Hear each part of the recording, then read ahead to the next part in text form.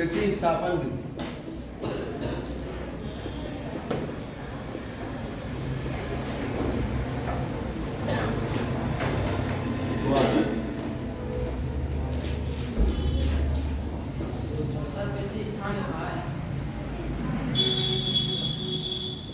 प्रतिस्थापन विधि द्वारा दो चरों में रैखिक समीकरण होगा।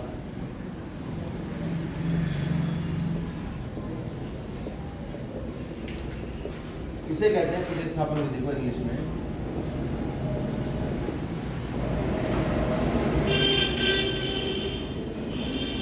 सब्स्टिट्यूशन मेथड, यानी उठा के पटक देना। प्रतिस्थापन मतलब एक चीज को हटा के दूसरी चीज को रख देना, यही प्रतिस्थापन विधि है। कल हमने इसका एक क्वेश्चन कराया था और पहले का देखिए आप चौथा पाएगा एक्सरसाइज है आपकी 0.2x 0.3y बराबर 1.2 और 0.4x। तो पॉइंटों वाली गुणा बच्चों को परेशान करती है। एक सवाल ये है छठा 3x/2 माइनस 5y/3 बराबर 2 और x/3 प्लस, तो यहाँ बटे आ गया और यहाँ पॉइंट आ गया। दोनों ही एक बहुत बड़ी समस्या बच्चों के लिए होती है। तो पहले तो इन पॉइंटों का और इन बटे का ही इंतजाम करिए। दशमलव के कितने स्थान तक पॉइंट है? वह एक स्थान तक। अगर इसको 10 से गुणा कर दिया जाए तो दशमलव गायब हो जाएगा। तो समीकरण 1 इसे मान लेते हैं और समीकरण 2 इसे मान। तो समीकरण में आपके पास यह अधिकार है कि आप किसी भी एक संख्या से पूरी समीकरण को गुणा कर सकते हैं। समीकरण 1 व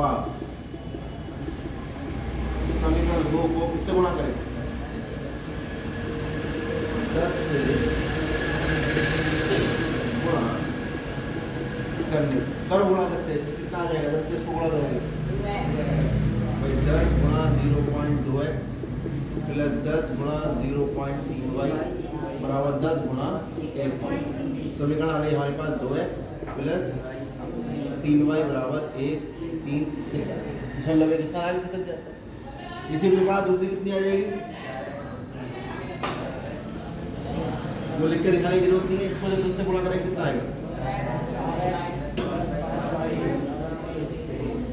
अब ये समीकरण 3 और ये समीकरण 4, ये वो सवाल बन के आया है जिसे हमें हल करना, यानी इसमें हमें सवाल बनाना पड़ेगा, सवाल बना हुआ नहीं। ऐसे ये दूसरा पार्ट आ गया। इसमें हम देख रहे हैं ये 3x/2 5y/3 बराबर 2 है और ये x/3 y/3 बराबर 13/6 है। तो इन दोनों का एलसीएम निकाल लो। यहाँ पर देख लो भैया, माइनस कर।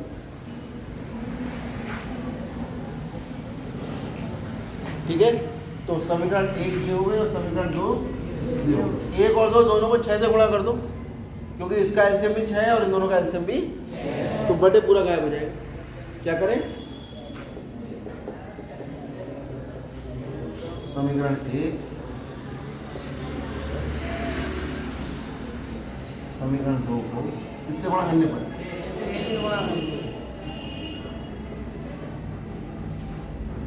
जब 6 से गुणा करोगे तो कितना आ जाएगा? 3x/2 गुणा 6 5y/3 गुणा 6। प्रत्येक पद को 6 से गुणा किया जाएगा, है ना? और इसको कितना आ जाएगा? 2 3 6 3 3 9x 3 दूनी 6 5 दूनी 10y माइनस बराबर माइनस का 5। ये कौन सा समीकरण आ गई? और इसको गुणा करेंगे 2 3 आ जाएगी, इसको गुणा करेंगे तो चौथी समीकरण आ जाएगी। करो इसको गुणा, कितना आएगा? x/3 गुणा 6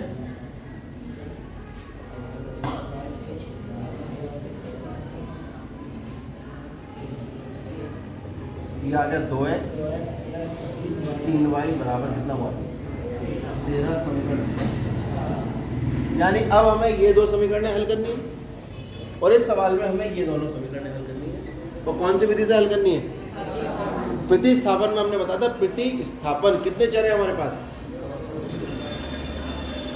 तो एक समीकरण से एक चर का मान निकालें और उसे उठाकर दूसरे समीकरण में प्रतिस्थापित करें। अब किस समीकरण से किस चर का मान निकालेंगे ये कोई आवश्यक नहीं है कि आप किससे किसका निकालें, आपको जो पसंद आ जाए और जिसमें आपको लग रहा है थोड़ी आसानी है। जैसे यहाँ पे देख रहे हैं, यहाँ पर किसका मान निकालना आसान लग रहा है? सभी का मुश्किल है ना, लेकिन थोड़ा तेज आएगा तो थोड़ा लगेगा कि बड़ी संख्या है। ये वाला समीकरण पकड़ लेते हैं, कौन सा? 2x + 3y बराबर, तो y का मान कितना आ जाएगा? 3y बराबर 13 माइनस, है ना, और ये 3 गुणा कर रहा है क्या करेगा? तो y का मान कितना आ रहा है? कौन से समीकरण से निकाला है मान? कौन से निकाला है? 3 से, है ना। तो किस में रखेंगे इसे? जिससे निकालेंगे उसमें नहीं रखेंगे, उससे दूसरे समीकरण में ही मान हम रखेंगे। तो हमने इस समीकरण से तो मान निकाला है, तीसरी से उठा कर रख देंगे, क्योंकि तीसरी में अगर रखोगे तो कुछ आंसर निकल कर नहीं, अगर रख भी जाएगा धोखे तो समझ जाना कि आंसर निकल कर आना ही नहीं है। y का मान उठा के समीकरण 4 में रख, y का मान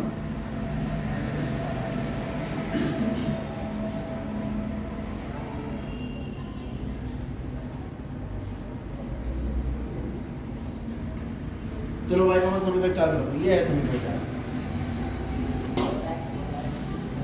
4x + 5 गुणा y का मान कितना है? 13 माइनस 2x/3 बराबर कितना है? 23।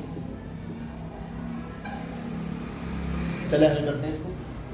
4x + 5 से गुणा करो, 13 पंजे माइनस 5 दूनी बटे 3 बराबर, इन दोनों का एलसीएम आ जाएगा कितना? एलसीएम लेने का मतलब है इन दोनों को गुणा करके यहाँ लिखो, तो इससे इसे भाग करो, 1 दिया 3 से गुणा करो।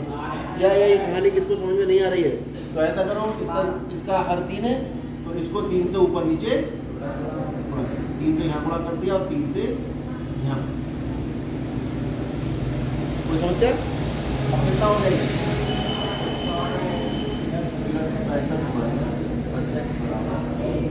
ये पूरे को भाग कर रहा है 3 इधर जाकर, तो 12 में 10 गया, कितना बचा?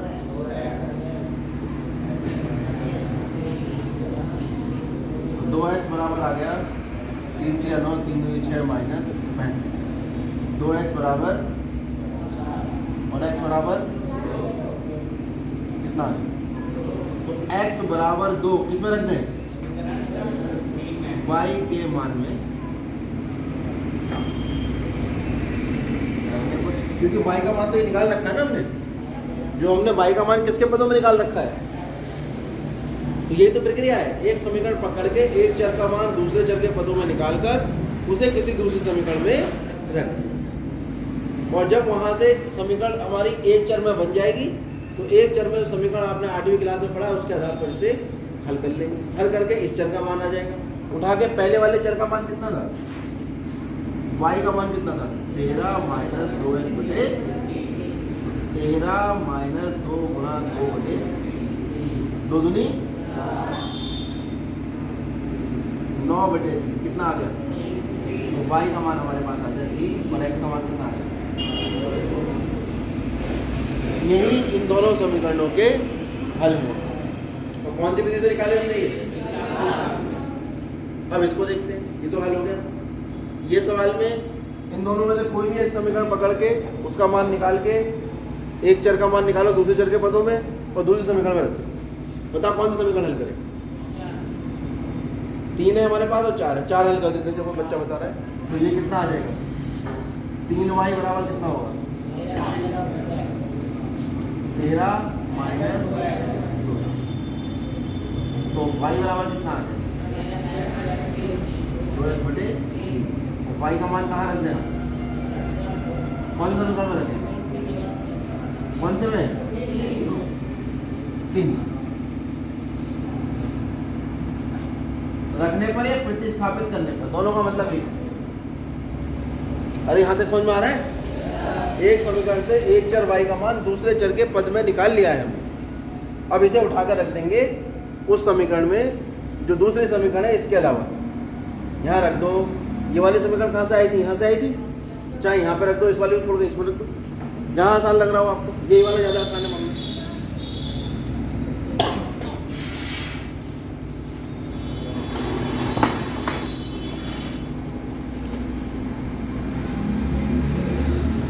टेबल की पूरी डिस्को आंसर है। तो हमारे पास मान कितना है?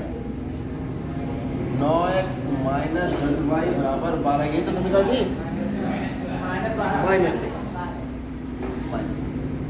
और जब यहाँ मान रखेंगे तो किस में रखेंगे? हमेशा याद रखो, मान जब भी रखेंगे किसी चीज़ का ब्रैकेट में, किसका मान रख रहे हैं?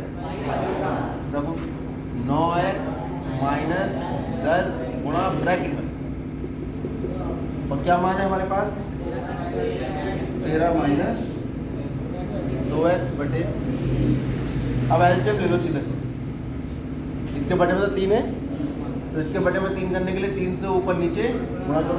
9 दिया माइनस 10 गुणा 13 माइनस 2x, और 3 आ जाएगा एलसीएम। क्योंकि जब भी किसी भिन्न को, भिन्न तो हुआ एक अंश और हर, कोई पूर्ण संख्या गुणा करती है तो केवल उसके अंश में गुणा करती है, हर में गुणा। ये नियम होता है। c गुणा a बटे b अगर है तो c गुणा a बटे, या 5 गुणा 3 बटे 4 कहीं लिखा है, जिसका मतलब 5 को पहले 3 से गुणा करोगे और 4 ऐसे ही रहेगा।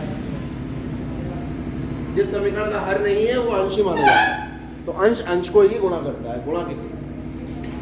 अरे ये बात समझ आ गई? बराबर कितना है? कितना हो गया? 27x minus 130 minus minus plus. ये ध्यान रखना, बच्चे भूल जाते हैं। प्लस माइनस पहले निशानों की गुणा होती है, फिर संख्याओं की गुणा होती है, फिर चर राशि की गुणा। क्या क्रम है गुणा करने का?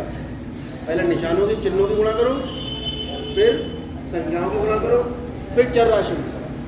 तो पहले हम देख रहे हैं 10 और 13, पहले निशान गुणा, plus minus minus 130 minus minus plus, कितना हो जाएगा? 10 दूनी, और चल है ही नहीं तो चल ही बटे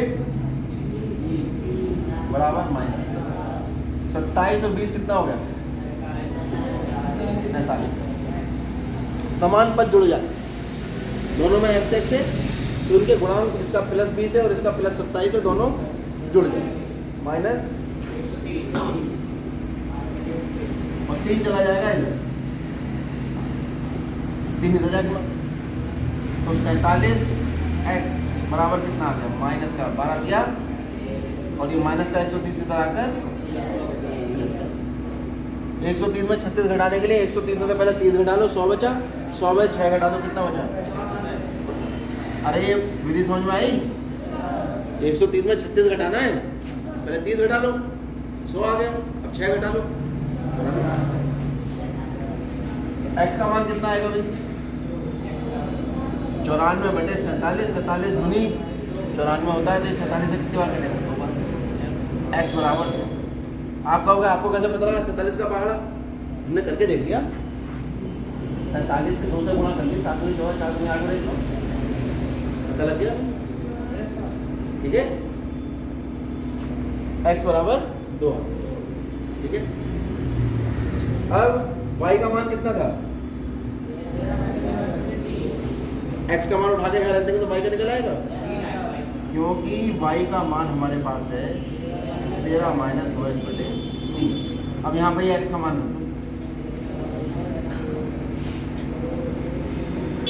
13 माइनस 9 बटे 3 कितना आ गया? 4। y का मान आ गया 9 बटे 3 दिया, यानी x का मान 2 और y का मान। आप देख रहे हैं सवाल अलग अलग है, लेकिन उत्तर दोनों में से। ठीक है,